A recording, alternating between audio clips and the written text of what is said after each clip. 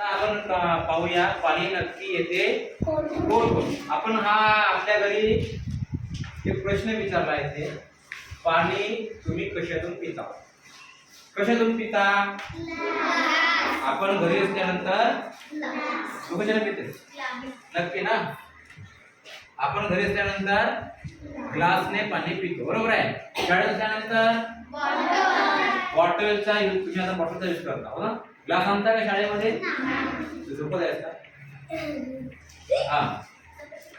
जर आपल्याकडे ग्लास नसेल, बॉटल नसेल, तर मग आपण गडव्याचा वापर करू शकतो. आणि रस्त्याला जाताना जर आपल्याला तहान लागलेली मध्ये नळ दिसला तर त्या नळाचा सुद्धा आपण वापर करतो का? जुन्या काळामध्ये असे काही सोर्स नव्हते, तेव्हा लोक नळात रस्त्याला जाताना नळाचा वापर करायचे.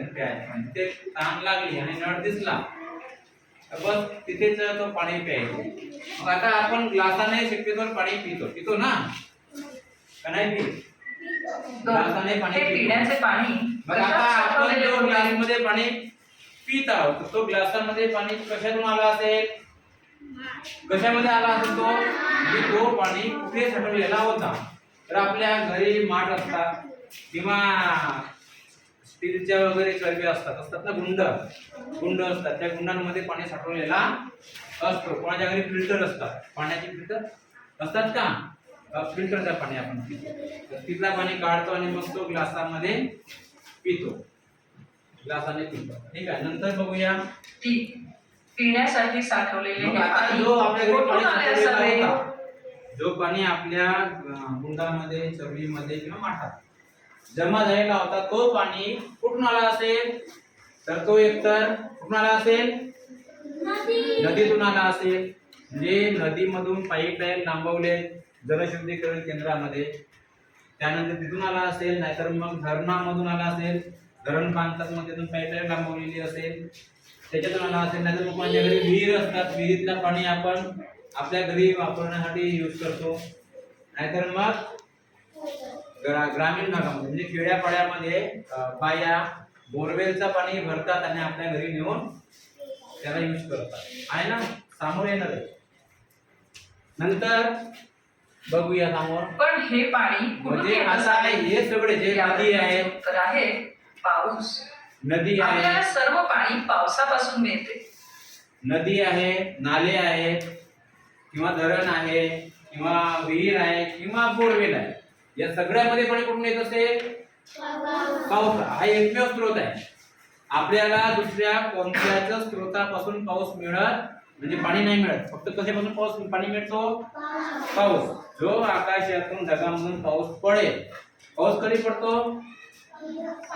पावसाळ्यामध्ये. पाऊस कधी पडतो? आणि तोच पाऊस आपल्याला वर्षभर यूज करायचा असतो. म्हणून आपण पावसाचं पाणी जपून वापरायला पाहिजे.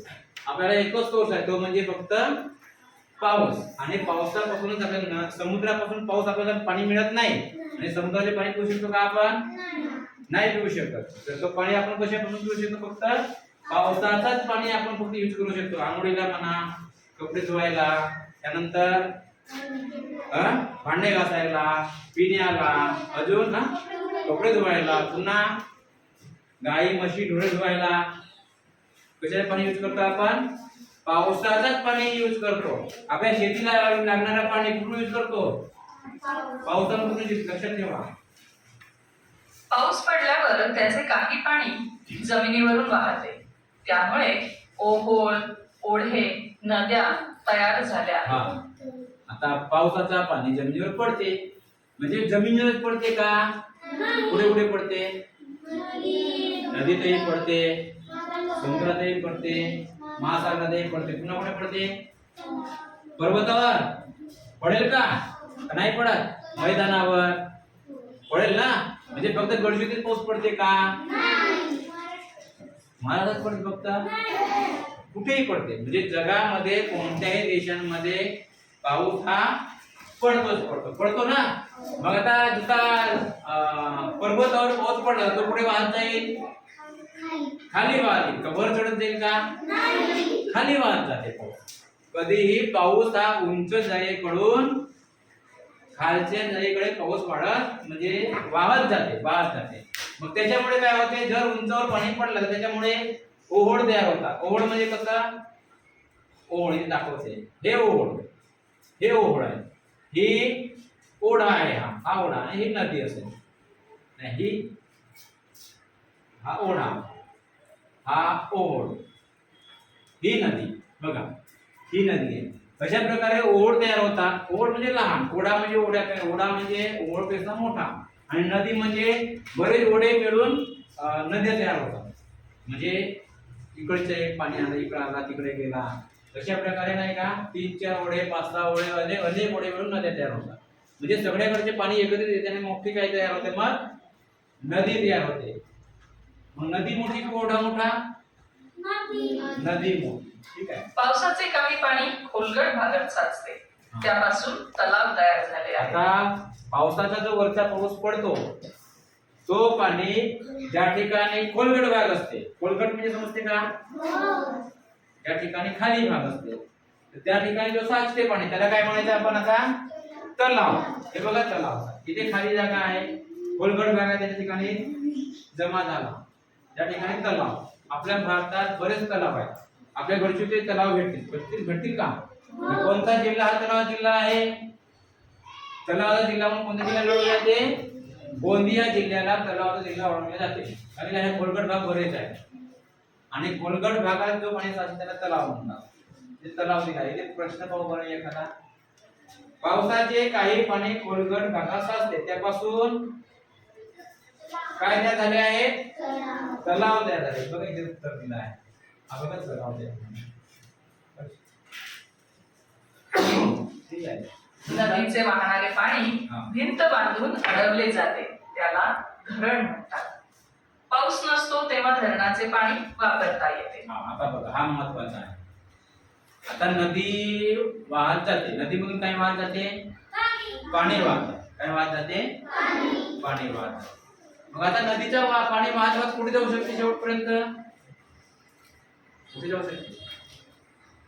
आता नदी संपत नाही, नदी कुठे जाऊन मिळेल डायरेक्ट शेवटी? सागर किंवा समुद्र किंवा महासागर जाऊन मिळते, बरोबर आहे. मग समुद्राला ती नदी जाऊन मिळाली तर मग काय होईल? नदीचं पाणी काय होईल? म्हणजे नदी ज्या ठिकाणी मिळाली तो नदीचं पाणी वाया जाईल का नाही जाईल? म्हणजे समुद्रात जाईल. मग समुद्राचं पाणी कसं असते? खारट असते ना, खारट. मग तो आपल्या यूज मध्ये झाला का पाणी घेतला? मग अशा वेळी नदीचा पाणी समुद्राला जाऊन मिळू नये म्हणून अशा ठिकाणी नदीवर काय बांधतात?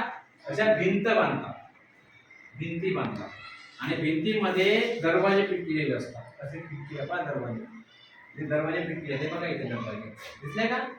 हे दरवाजे आहेत, आणि हे दरवाजे काय करतात? मग नदीचं येणारं पाणी अडवून ठेवतात.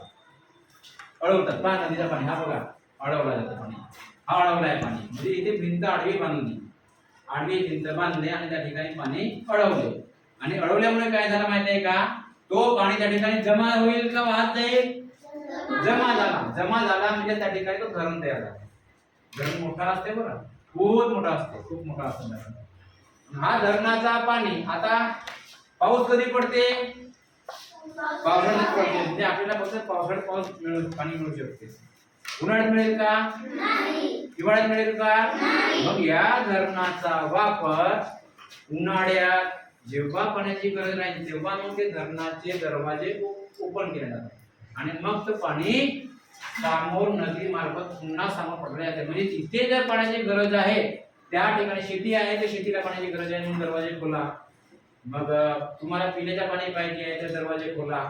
या पद्धतीने दरवाजे खोलतात, आणि मग ते खोलल्यानंतर तुम्हाला पाणी, जिथे पाण्याची टंचाई आहे त्या ठिकाणी पाणी पुरवल्या जातो. लक्षात ठेवा. पावसाचे काही पाणी जमिनीत मुरते, हे पाणी काढण्यासाठी विहीर खणली जाते. हातपंप किंवा कूपनलिका वापरूनही हे पाणी काढले जाते. प्रत्येक जमिनीवर पडलेला प्रत्येक पाणी, म्हणजे पूर्ण पाणी किंवा काही पाणी, हा सरळ वाहतच जाते का? नाही जात. तर मग काय होते? त्या ठिकाणी जमिनीच्या खाली मुरते. काय होते? जमिनीच्या खाली मुरते, म्हणजे जमिनीच्या खाली जाते. आणि मग जमिनीच्या खाली गेल्यानंतर तो पाणी जमिनीत आहे. तुम्ही आता काही घरी खोदल्यानंतर काय निघेल? खालून पाणी निघेल का नाही? मग तो पाणी आपल्याला यूज करायचा आहे खाली जमिनीत. मग त्याने काय करावं लागते? जमिनीतला पाणी जर आपल्याला वर काढायचं तर काय करावं लागते त्यासाठी बोरवेल खोदावं लागते बरं. लोक घर बांधतात तर पहिल्यांदा काय खोदतात माहिती आहे बोरवेल खोदतात आणि बोरवेल खोदल्यानंतर मग मग हे बोर काढतात कधी कधी अशी बोर बसवतात किंवा मग विहिरी बांधतात. काय बांधतात विहिरी खोदतात ना माझ्या विहिरी पाहिजे का बोर राहतात. मग विहिरीतून पाणी आपण काढतो आणि आपल्या घरचे किंवा गावासाठी यूज करतो. जमिनीतील पाणी काही ठिकाणी झऱ्यांमधूनही बाहेर पडते. आता हा आहे पर्वताचा भाग दिसत आहे बरोबर आहे. पर्वताच्या भागामध्ये काही ठिकाणी छिद्र असतात म्हणजे पर्वतामध्ये पाणी झिरपल्यानंतर काय होते तो पाणी इथून जर छिद्र असेल तर इथून खाली पडते. जिथून छिद्र आहे ज्या ठिकाणी तो झरा असा पाणी मुरल्यानंतर अजून त्याला प्रवाह भेटला तर मग हा बघा असा हा पाणी इथून पाणी पडला अंदरून कुठून तरी त्याला छिद्र भेटला आहे म्हणून तो बाहेर येते त्याला झरा म्हणतात. ते बघा झरे दाखवता येते हा झरा हा बघा हा झरा दिसला का हे झरे आहे. हे बघा इथून झरा आला. अशा प्रकारे हे झरे पर्वतामध्ये दिसतात आणि त्या झऱ्यांमधून मग पाणी बाहेर पडतं. पाणी मिळण्याची काही ठिकाणे निसर्गात आपोआप तयार होतात. धरण व विहीर यासारखी ठिकाणे मात्र माणसाने तयार केली आहेत. झरा माणसाने तयार केला का नदी माणसाने तयार केला का नाही. त्यानंतर तलाव नाही केले म्हणजे ते नैसर्गिक जलाशय आहे. काय आहे नैसर्गिक आहे ते म्हणजे निसर्गातून झरा निसर्गातून तयार झाला आहे आपण तयार केला नाही. तलाव निसर्गातूनच तयार झाला आहे. त्यानंतर अजून ओढे नदी हे सर्व निसर्गातून. माणसाने काय तयार केला मग विहीर तयार केली म्हणजे माणसाला पाण्याची गरज लागली तेव्हा माणसाने विहीर तयार केली. पुन्हा काय तयार केली धरण तयार केला. माणसाने धरण सुद्धा तयार केला कारण त्याला पाण्याची गरज लागली. त्यानंतर अजून माणसाने काय तयार केली कूपनलिका म्हणजे बोर. पाण्यात बोर माहिती आहे का बोर नॅचरल तयार झाली का निसर्गातून तयार झाली का. आम्हाला धरण किती छान सुंदर धरण बांधलेलं आहे. बाग अशी माहिती तर बाग नाही भेटत. हे बघा ही विहीर असेल ही विहीर आहे ही माणसाने तयार केली. ही कूपनलिका माणसाने तयार केली. धरण माणसाने तयार केला. हा माणसाने तयार केला. पाऊस कमी पडला तर या ठिकाणांचे पाणी कमी होते. हा पाऊस जर कमी पडला तर तलावातला पाणी आटून जाते संपते. विहिरीतला पाणी कमी होते नदीतला पाणी कमी होते किंवा बोर मध्ये कधी कधी पाणी येत नाही. जमिनीतला पाणी जर कमी झाला उन्हाळ्यामध्ये हे प्रॉब्लेम येतात. तुमच्या परिसरात तालुक्यात किंवा जिल्ह्यात पाण्याची ठिकाणे तुम्ही पाहू शकता. बरं आपल्या सोबतचा जिल्हा नकाशा अभ्यासा व त्यावरील कृती आपल्या गडचिरोली जिल्ह्यामध्ये कोणकोणत्या नद्या आहेत गोदावरी शिरोंच्या कडे आहे. पुन्हा वैनगंगा आहे. पुन्हा खोब्रागडे नदी माहिती आहे का मोठी खोब्रागडे नदी गाढवी नदी आपल्या गडचिरोलीत भरपूर जलाशय आहे. नदी कशी तयार होते व वाहते. पावसाचे पाणी डोंगरासारख्या उंच भागावर सुद्धा पडते. ते उताराच्या दिशेने आता नदी कशी तयार होते बघा. पावसाचे पाणी असा उंच डोंगरावर वगैरे पडते आणि मग तो कोणाकडे वाहत जाते खाली वाहत जाते बरोबर उताराच्या दिशेने वाहत. नदी कशी तयार होते व वाहते. मग अशा पाण्याचे असंख्य ओघळ एकत्र येऊन नदी तयार होते. पर्वतावर जो पाणी पडला त्याचे असंख्य ओढ तयार होतात. लहान लहान असे ओढ तयार होतात. इथे दाखवत आहे बघा हे असे ओढ तयार होतात. पुष्कळ ओढ तयार होतात असे आणि मग त्याच्यापासून सर्व प्रवाह एकत्रित येतात आणि मग त्याच्यापासून अशी एक नदी तयार होते. नदी डोंगर दर्या पठार व मैदान यांवरून ती वाहते. मग नदी कुठून कुठून वाहते बघा. नदी डोंगरावरून वाहते दर्यामधून वाहते पठारावरून वाहते आणि मैदानावरून सुद्धा वाहते. नदी फक्त असं सरळ वाहते का तिला जिथून प्रवाह मिळाला जिथून तिला खाली भाग मिळाला त्या ठिकाणाहून ती वाहत जाते. जिथे तिला उतार मिळत गेला त्या ठिकाणाहून ती वाहत जाते. ठीक आहे. जलरूपे पाण्याचे प्रवाह व साठे ही जलरूपांची उदाहरणे आहेत. झरा ओढा नदी तळे जलाशय खाडी समुद्र महासागर ही काही जलरूपे आहेत. बघा आता जलरूपे म्हणजे ज्या ठिकाणी जल आहे, जल आहे ज्या ठिकाणी पाणी आहे, साचलेलं आहे किंवा वाहत आहे, बंद नको थांब. ज्या ठिकाणी पाणी जमा आहे किंवा वाहत आहे त्याला आपण जलरूपे म्हणतो. जलरूपे कोणकोणती आहेत बघा. झरा जलरूपे, ओढा, नदी, तळे, जलाशय, खाडी, समुद्र, महासागर. खाडी म्हणजे काय माहिती आहे का? ज्या ठिकाणी एखादी नदी समुद्राला जाऊन मिळते, एखादी नदी समुद्राला जाऊन मिळते त्याला खाडी म्हणायचं. समुद्राला जाऊन मिळण्याचा जो राहते एरिया त्याला खाडी म्हणायचं. समुद्र माहिती आहे तुम्हाला? मग समुद्र मोठा की महासागर मोठा? महासागर मोठा आणि समुद्र लहान असतो. झरा माहिती आहे? ओढा झऱ्यापेक्षा मोठा ओढा, ओढ्यापेक्षा नदी मोठी, नदी म्हणजे तलाव माहिती? तलाव, लेक. जलाशय तळ्यापेक्षा थोडासा मोठा भाग जलाशय. खाडी, समुद्र आणि महासागर ही जलरूपे आहेत. भूरूपे.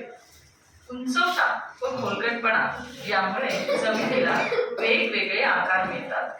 पर्वत, शिखर, डोंगर, टेकड्या, पठारे, मैदाने, खिंड, दरी ही काही जशी आपण जलरूपे पाहिले तसेच हे भूरूपे. भू म्हणजे जमीन, जमिनीचे भाग आहे. पर्वत जमिनीचा भाग आहे. शिखर, डोंगर, टेकड्या, पठारे, मैदाने, खिंड आणि दरी हे सुद्धा जमिनीचे वेगवेगळे आकार आहेत. याला आपण भूरूपे म्हणतो. काय म्हणतो? पर्वत माहिती आहे का तुम्हाला? पर्वत माहिती आहे का? हा जमिनीचा भाग आहे, सगळ्यात मोठा भाग आहे. शिखर पर्वतावर सगळ्यात उंच भाग असतो, सर्वात वरचा टोक, त्याला शिखर म्हणायचं.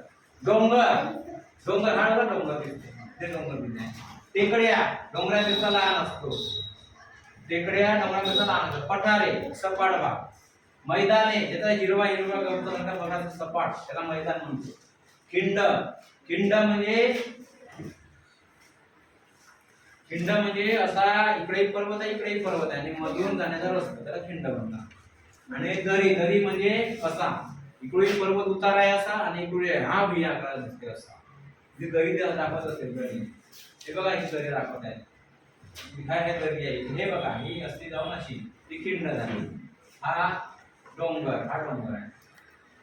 याप्रमाणे आपण विविध आकार भूरूपाचे सुद्धा पाहू शकतो.